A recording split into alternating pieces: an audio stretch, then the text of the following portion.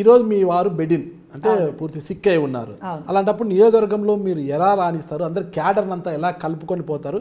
మీ వారు ఉంటే ఆయన స్వగ్రామము, ఆయన నియోజకవర్గం అది సిరిసిల్ల, మీ స్వగ్రామము అంతా మీ హైదరాబాద్ ఖైరతాబాద్ నియోజకవర్గం మీ సొంత నియోజకవర్గము. మీరు భర్త సనత్ నగర్, మీ భర్త సొంత నియోజకవర్గంలో మీరు పోటీ చేయబోతున్నారు, పోటీ చేశారు, మరీ పోటీ చేయబోతున్నారు కూడా. అంటే ఆయన ఫిట్గా ఉంటే మొత్తము నియోజకవర్గ వ్యాప్తంగా తిరుగుతారు, 10 మందితో కలుస్తారు, ఆయనకున్న పరిచయాలు మీకు బలం చేకూరుస్తాయి. అలాంటి మీ బలం ఈరోజు బెడ్డిన్ అయిపోయింది. అంటే సిక్ అయిపోతే ఇక మీకు బలం ఎక్కడిది?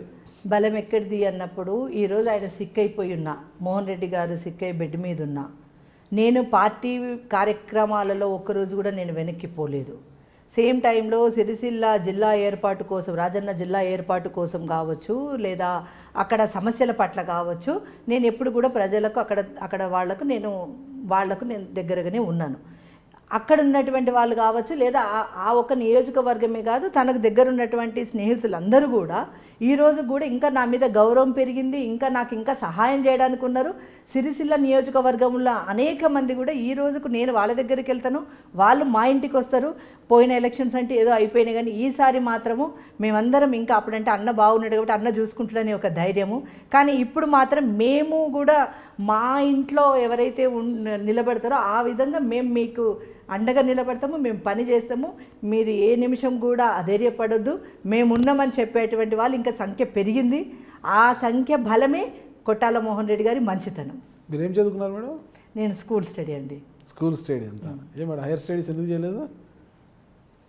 అంతవరకు అసలు నిజం కూడా చదువు అని దాని మీద నిజంగా నేను వెళ్ళలేదు. అంటే మాది 7 ఎంతవరకు చదివారు? నేను 10th వరకు పాస్ అయ్యారా లేదా? పాస్ అయ్యానండి. పాస్ అయ్యారా? మరి పాస్ అయినప్పుడు హైయర్ స్టడీస్కి వెళ్ళిండొచ్చు కదా పాపం. అంటే మా కుటుంబంలో కూడా నాన్న కూడా ఏంటంటే చదువు, ఒక లెటర్ చదవడము, పేపర్ చదవడం వచ్చింది ఆ చాలే అనే ఆలోచన విధానంలో మా నాన్నగారు ఉండేది. అట్లా నేను కూడా అసలు నేను స్కూల్కి వెళ్ళను అంటే పొమ్మని ఎవరు చెప్పిన వాళ్ళు కూడా లేరు. కాబట్టి నేను హాయిగా ఇంట్లో ఉండొచ్చు, ఎంచక్క అమ్మతో ఉండొచ్చు అని చెప్పేసి ఉండిపోయిన పరిస్థితి. ఇప్పుడు హాయిగా ఇంట్లో వండుకోకుండా రాజకీయాలు అనేసి రోడ్ల బాటన పట్టారు, అలా ఉంటుంది. అది అంటే చదువు మాత్రం చాలా ప్రధానం అండి. అంటే ఆడబిడ్డలకా మగవాళ్ళకా అనేది కాదు, ప్రతి ఒక్క మనిషి జీవితంలో చదువు చాలా ఇంపార్టెంట్. ఆ చదువు అనేది నేను ఎక్కువ చదువుకోలేను, చదువుకోలేదే అనేది నన్ను ఎప్పుడూ వేధిస్తున్న సమస్య, బాధపడుతున్నది కూడా. ఇంకా నేను చదువుకొని ఇంకా బాగా చదివినట్టుంటే నేను ఇంకేమైనా మంచిగా ఇంకా ప్రజలకు ఇంకేమైనా చేసే అవకాశాలు ఇంకేమైనా దొరుకుతుండనేమో అనేది ఒకటి. ఇంకేమడిగారు? పర్సనల్ జీవితాన్ని అంతా కూడా త్యజించేసి ప్రజల కోసమే, ప్రజల సంక్షేమం కోసమే రాష్ట్ర వ్యాప్తంగా తిరుగుతున్నారు కదా, ఎలా ఉంటుంది ఆ ఫీల్ అసలు మీకు?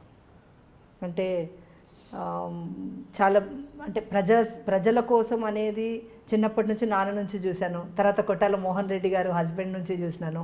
ఇప్పుడు నేను 4 సంవత్సరాల నుంచి నేను సొంతంగా అంటే అంతకుముందుకు మా ఇంటి ముందుకు వచ్చిండ్రు, ఏదైనా సమస్య గురించి వచ్చినంటే కొట్టాల మోహన్ రెడ్డి గారి గురించి వచ్చేవాళ్ళు.